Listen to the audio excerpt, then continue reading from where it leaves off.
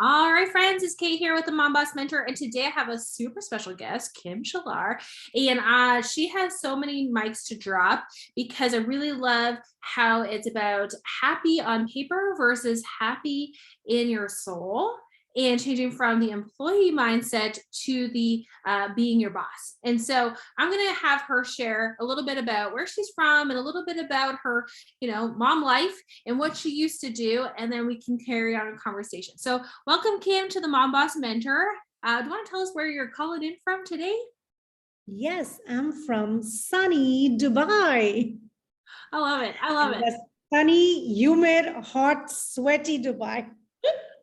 I can't wait to go there one day. Honestly, when I go one day, I'm going to call you. I'm like, I'm coming your way. So, and that's the cool thing about these is that we can connect across the globe, that Mom Bosses is like an international thing. It's not just one country in particular. So, so do you want to tell us what you used to do in like your past life, if you will, your employee life? I agree. It does feel like a past life. So, Kate, first of all, thank you for having me here. I was always a numbers person. I was in finance and in operations, everything banking, insurance, wealth management. That was kind of my jam, and I loved it. There came a day where I was actually at the job I manifested in the location I did, and I literally was sitting at my desk here, and I'm like, if I'm not doing this, what would I do? And that list was so long and it was so enticing. And just writing it was making me feel the good butterflies inside my stomach that I was like, okay, I need to get out of this place. Like we were chatting earlier, I didn't have a strategy, and that's one mistake. Ladies, don't do that.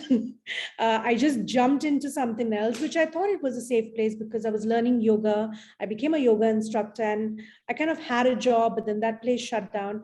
But again, today, if I look at it in hindsight, I could have made those 5 years probably in a year if I had a better strategy, if I looked at it more, not from the mindset that I'm running away from my job, but rather from the mindset that what am I going towards? What do I want to create of my life? What are my values? How do I want to live my life? And I think that's one of the first questions that, we need to ask ourselves when we're leaving and shutting down one chapter, that all my action, is my energy going towards running away, or is it actually being nurtured into what I want to create? So from there, fast forward 5 years, I have my company, which is up and running second year now. Earlier, I was in the freelancer zone, and it's called My Mind, which is MIE Mind, which stands for My Infinite Energy. I love that. Okay. I can tell, like, and for those that are watching on the YouTube, I mean, like, you can see her energy is just spectacular. So I think that's the key, right? Is making, taking action towards creating that. So can you share a bit about your journey of, like, you said freelance, right? So that's like a strategy to kind of break out into your own, for freelancing into being your sole entrepreneur. Here it all comes down to who we are on the inside. In the financial world, and I think everybody knows this, there's something called the Pareto effect, where 80-20 is 80% of the times all your problems and even all your solutions are in that 20%. But similarly, 80% of your success or failure is sitting within you. So when I jumped off, and it was, unplanned, unstrategized, because I was running away from it, the inner Kim was not healed, was not grounded, was not intentional. And that is why, even as a freelancer, I had those repetitive circles and cycles and patterns where there's one day success, and the next day you realize that, oh, I don't have a salary. So the same people that I would go and do a session for, a wellness session, after a week, I'm saying, hey, do you guys have a job that I could apply for? So it was ridiculous, because when fear sets in, your automatic response is to try to find security. So for me, what worked is when I started actually fixing myself. I started to know, who am I? And those answers are never pleasant. They're not like, oh, you're the best performer or you're the manager. They're like, you're shit as scared. You can't, you can't go through 1 to 10. You leave out in the middle the minute you're scared. You flake out on your clients the minute they have the faith in you. And that's when you go back into like, why do I do that? Oh, I don't have self-worth. Why do I do that? Oh, I have imposter syndrome. Why did I do that? Probably I'm just too lazy. Okay, first of all, that is totally true, and I think, the imposter syndrome, so many people struggle with, because that's what we hold, like limiting beliefs, imposter syndrome, like holding ourselves back in this container, not allowing ourselves to expand and take it to the next level. But then also just being lazy, like immobilized, like, oh, I'll do it tomorrow. Well, tomorrow doesn't pay the bills today. Kate, lazy is not physical lazy. No. Lazy is mindset lazy, that it's happening. It's a repetitive pattern, but you don't want to go and say, okay, let's have that conversation with me, with my therapist or whoever. That's lazy. And today, more than, I don't know, 70, 60, 80%, I don't even know the numbers on that. People are lazy up here. And they're stuck in the same thing. And that's when the victimization, oh, I tried, I did everything. Not for me. No, you didn't. You're not ready to. There's a statement that Lisa Nichols says, and I'm quoting it because she was in Dubai and we went for a 2-day session. She says, what are you ready to give up so you can become the person that you want to be? You got to kill something within you, the bad habits, the bad thinking behavior, the bad emotional processing, to be able to be what you're doing, to be what you are meant to be, or the transition you want to create for yourself. Oh, absolutely. Yeah, no, that's so true. Okay, so do you want to tell us a little bit about now what you do? Yes. So I am the founder of My Mind, and under that brand, which I have right here, is my little vision boat. This is everything that I do. So I have online meditations, which is on my website. I have 21-day marathons. So currently we're doing the 21-day manifesting marathon. And then we have, the healing marathon, heal your body, heal your mind, things like that. So it's really fun because it's practice every single day for an hour together as a group.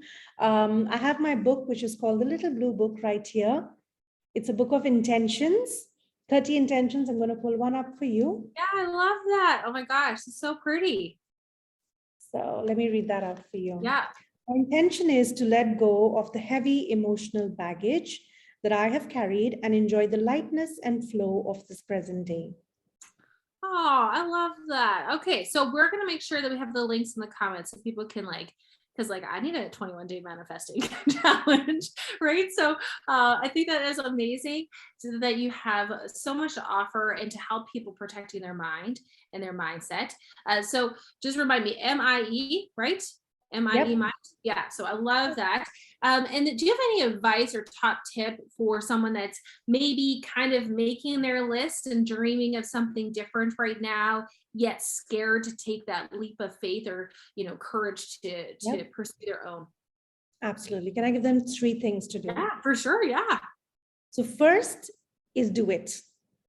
You deserve it. You just live once, so do it. Don't go to your grave with regrets. The second is sit down and think of yourself as a triangle. The top is your soul and your energy. The midsection is your mind, where you process your strategy, you learn stuff, you look at what's working, what's not working. Don't get into, I'll do everything myself. Be open to learn, have that openness. Even if you are CEO of a company, when you move from an employee mindset to an entrepreneur mindset, you've got to look at things completely different. And then the third part is the body. That means action, action, action, and not hustle, but relentless action. That when you wake up in the morning, that's on my list. Where am I putting my action? And lastly, and I know that's more than 3, but have a plan. The planning, and it's not 5-year plan. No, have your calendar so sorted, because that is where you keep yourself engaged. You get to do everything that you're doing. You have your time with friends, you have a good network, and you have your me time. So you can enjoy that transition and get through it. Oh my gosh, I love that. Yeah. And we talk about that in the book that we did too, was mindset, goal setting, and I really am a proponent of 90-day or 12-week, right? So Yeah. seasonal goal versus stretching it out for a year, like get laser focused for a season, so that you can make, waves versus just a ripple. Like you want to really get laser focused. What am I doing in the next 3 months versus by next year, I'd like to maybe achieve something, right? So taking action, and consistency over constantly, right? So instead of, you said hustle, and relentless, be relentless, not hustle. And I think that's the consistency component. Some days might only be 10 minutes. You might only have 10 minutes, and that's And we better. don't want to do anything. And your relentless action would be, you know what, I'm going to sit, have a chat with a friend, and that's action because you're talking about things that are on the same vibration. You share the same energy, and that's your action, and that's okay. Yeah. Because So it's your mind to it. yeah, I love it. And the fact that you have manifested, first that career that you thought you wanted so badly, and yet then dared yourself to dream about what would you do otherwise, and then took action to create that new life, and now inspire others to do the same. Like, I think it's just so amazing. So thank you, Kim, for not only one leading with your heart and kind of fulfilling that happiness within, but sharing your gifts with so many others, because I do believe mindset is the battle that most entrepreneurs lose. If they can't get their mindset right, they're not going to get to the level they want to be, because they're not there yet, right? And so that is like the piece. I'm like, if you do nothing today, like listen to a good podcast or a good audio, or read a book or have a good conversation with a friend, because that'll take you to the next level more than making Anything. a print And graphic. if I could add on to that, the best way to shift your mindset is learn how to meditate. Because everything that you're meant to do and you need as a skill set, well, skill sets you learn, but that effect that you bring, the essence that you bring is within you. You just need to go and activate it and remove the blocks. And that only happens through a meditation, or at least that I know of. Yeah. Well, I definitely need lessons of meditation, so we'll be talking to you. So thank you so much, Kim, for being a guest on the Mom Boss Mentor. For anyone listening, go ahead and subscribe now. Click the link so you can connect with Kim, reach out to her, and definitely take a look at that blue binder, blue book for your desk, because who does not need a little reminder to, take it to the next level with our minds. So thanks so much, Kim. Thank you. Bye.